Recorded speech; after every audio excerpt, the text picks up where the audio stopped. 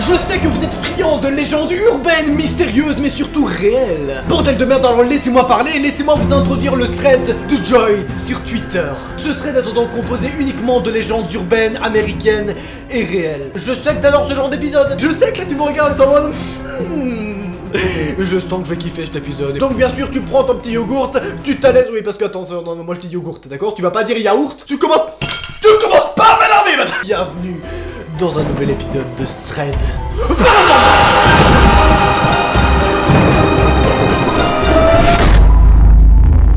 Ouais, aujourd'hui je suis vénère, j'ai envie de niquer des mères, tu vois, j'ai envie de prendre ta mère, j'ai envie de... comme ça là, hein. Mais bref, je te rassure, durant toute cette vidéo, l'ambiance sera bien plus tamisée parce que oui, aujourd'hui, on va parler des légendes urbaines américaines qui sont considérées comme réelles. Car il s'est produit des événements où on a des preuves concrètes de leur existence. Du coup c'est parti, j'ai rien d'autre à dire, peut-être une seule petite information, il y aura une légende urbaine cachée sur mon Instagram, donc tu m'ajoutes. Je suis un gros fils de pute. Tu peux aussi t'abonner à ma chaîne et activer la cloche. Si tu kiffes bien, te faire flipper, évidemment. Et rigoler, parce qu'on se marre comme des oufs. J'arrête de rigoler après chaque phrase, hein, parce que j'aime bien rigoler mes propres blagues. C'est ma petite capacité spéciale, voilà. Moi avant tout en classe je suis comme ça, tu vois, Et madame, c'est l'histoire de Toto. Bonne vidéo. Commençons tout d'abord avec l'endroit qu'on appelle The Dead Children's Playground, soit la place de jeu des enfants morts. Oui, c'est plus flippant en français parce qu'en anglais j'ai aucun accent. Tu vois, c'est The Dead Children's Playground. On dirait Gollum quand je parle anglais, frérot. Cet endroit se situe à Huntsville, en Alabama. Et tout a débuté très rapidement en 2007. Dans le cimetière de Maple Hill, il y avait une petite aire de jeu pour les enfants. Le problème, il n'y avait pas assez de place pour enterrer plus de monde. C'est donc en 2007 que la décision de raser l'aire de jeu est prise. Mais les gens qui habitaient là-bas se sont vénères. Tu vois, ils sont en mode mais non, on va quand même pas rager ces places de jeu, il y a mon enfant qui joue tous les soirs, il trouve ses potes, c'est son gars sûr, c'est sa deuxième maison quoi, tu peux pas raser ça. Donc, ils ont construit une deuxième place de jeu, pas très loin de celle-ci. Cette deuxième place de jeu qu'ils ont construit un peu plus loin, se nommera donc la place de jeu des enfants morts. Pourquoi? Tu vas le comprendre, je fais durer le suspense. Tu sais que j'aime bien faire ça, tu le sais que j'adore, d'accord? L'endroit serait malheureusement hanté. Les balançoires se balanceraient seuls, et d'avant en arrière ou sur le côté. De plus, il est possible d'apercevoir des spectres blancs ou des groupes d'enfants fantômes qui s'y amusent. Et d'ailleurs, beaucoup d'enfants se seraient fait enlever pendant les années 60, et leur corps aurait été retrouvé pas loin de l'aire de jeu. Ce qui expliquerait peut-être le nom de cette place de jeu. Le problème étant qu'avec cet endroit, il n'y a pas genre une personne qui a vu un jour un fantôme. Ah non. On a littéralement des familles entières qui sont passées à ces places de jeu et qui n'y sont plus jamais retournées, simplement parce qu'ils ont vu des choses que t'as pas envie de voir, tu vois. C'est le genre de truc t'es en mode non, ça on oublie, voilà on oublie. Tu restes bien dans la place de jeu, tu me suis pas à la maison, hein. Peut-être sont-ils les fantômes des enfants qui ont été enlevés, torturés, auxquels leurs yeux et leurs nez ont été arrachés. Peut-être. Bref, laissons place à la prochaine légende urbaine. Légende avec un S, oui, je sais pas parler. Allez, nique ta mère, casse pas les couilles, wallah. Tu commences pas à écrire wow, y a pas de S à légende, c'est avec un G, tu sais.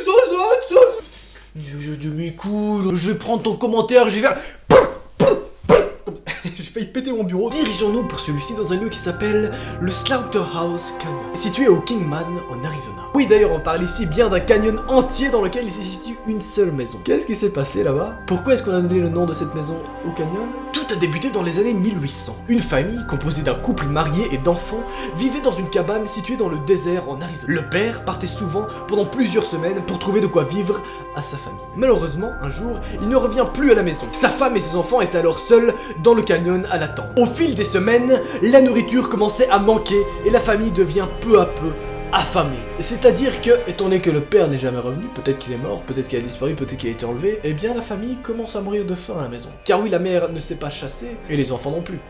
Et la mère n'a pas de travail, et les enfants non plus. Et la mère ne trouve pas de travail, et les enfants non plus. Donc ça part en couille. Donc oui, ça va vraiment très en couille. La mère va alors lentement sombrer dans la folie. Un jour, elle n'a plus supporté d'entendre les cris de ses enfants affamés. Alors, elle enfile sa robe de mariée et tue ses enfants avant de les couper en morceaux. Elle part ensuite tranquillement au bord du lac et jette les parties du corps de ses enfants à l'eau. La mère finit alors par s'effondrer et hurle de douleur jusqu'à ce qu'elle succombe elle-même le lendemain matin à cause de la famine et de la peine qu'elle ressentait. Petit fun fact qu'on raconte aujourd'hui, on dit que si vous visitez la maison, vous pourrez sentir l'air et vous pourriez vous étouffer la nuit. D'ailleurs, vous pourriez aussi entendre les cris de douleur de la mère et de leurs enfants. C'est-à-dire que oui, on a des dizaines et des dizaines de personnes qui ont été visiter cet endroit et ils ont quasiment tous rapporté entendre le cri des enfants affamés, le cri de la mère et des gens qui s'étouffent C'est pas beau comme endroit, ouais. C'est pas le genre d'endroit fun, ouais. Tu vas en vacances, tu vas pas là-bas, hein. Tu fais pas ton premier date là-bas, s'il te plaît. Non mais Philippe, c'est pas une bonne idée. Ah, t'es vraiment con.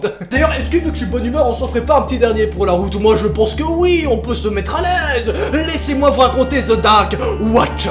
Les regardeurs sombres. Pourquoi est-ce qu'on les appelle comme ça? Et situés dans les montagnes de Santa Lucia en Californie. Les Dark Watchers sont des individus de grande taille et à la silhouette sombre, au visage invisible et portant des vêtements et un chapeau noir. Ils sont visibles la nuit dans les montagnes de Santa Lucia. D'après la légende, ceux-ci observeraient de loin les promeneurs. On dit que personne n'en a jamais vu un de près et qu'ils disparaissent très vite dès que quelqu'un tente de s'approcher. Tout a commencé lorsqu'un jour, deux individus se promènent dans la forêt quand soudain ils voient au loin deux yeux blancs clignoter.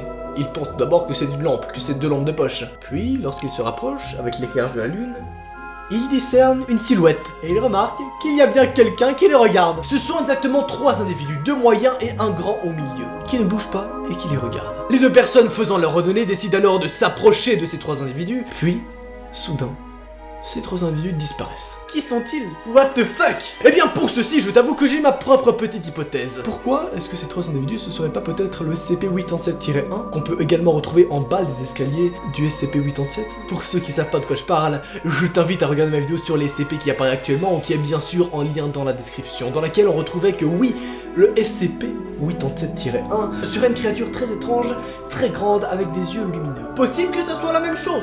Je pose ça là, tu prends, tu laisses. Ces créatures-là seraient donc très silencieuses et se montraient quasiment pas. Ça correspondrait finalement aux critères. Je pose ça là, tu prends, tu laisses. Évidemment, comme je t'ai dit, il y aura une légende urbaine secrète sur mon Instagram, donc tu m'ajoutes et tu te fais plaisir. C'était là, ce fut un plaisir. À 10 000 likes, je produirai le nouvel épisode. Allez, salut, abonne-toi.